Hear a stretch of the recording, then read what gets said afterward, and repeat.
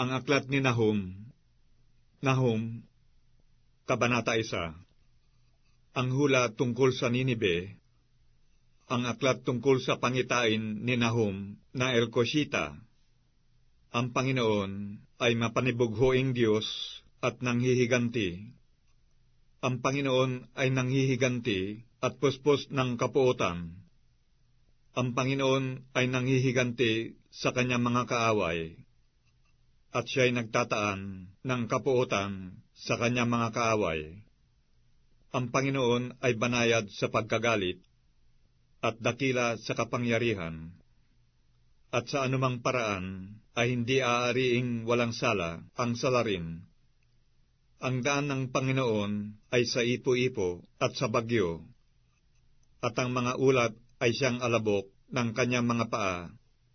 Kanyang sinasaway ang dagat, at tinutuyo ang lahat na ilog. Ang Basan ay nalalanta, at ang Karmelo, at ang bulaklak ng Libano ay nalalanta.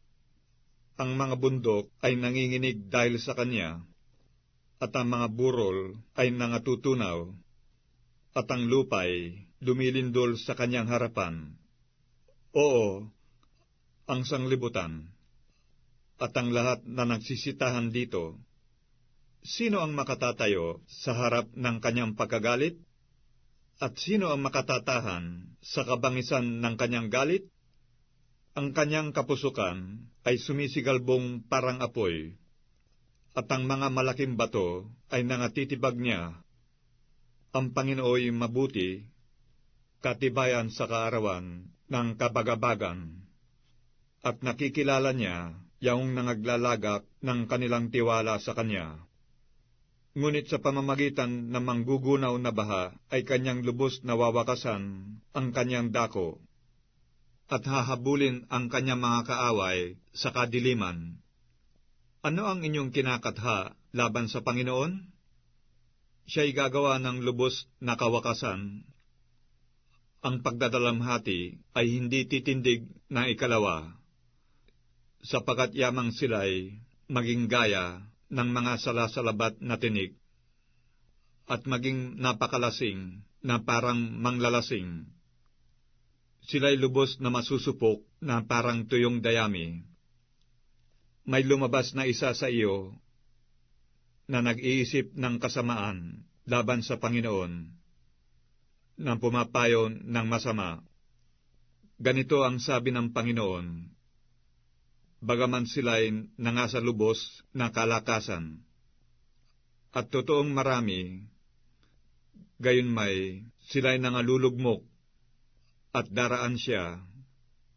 Bagaman pinagdalamhati kita, hindi na kita pagdadalamhatiin pa, at ngayoy aking babaliin ang kanyang pamatok na nasa iyo, at aking sisirain ang iyong mga paningkaw.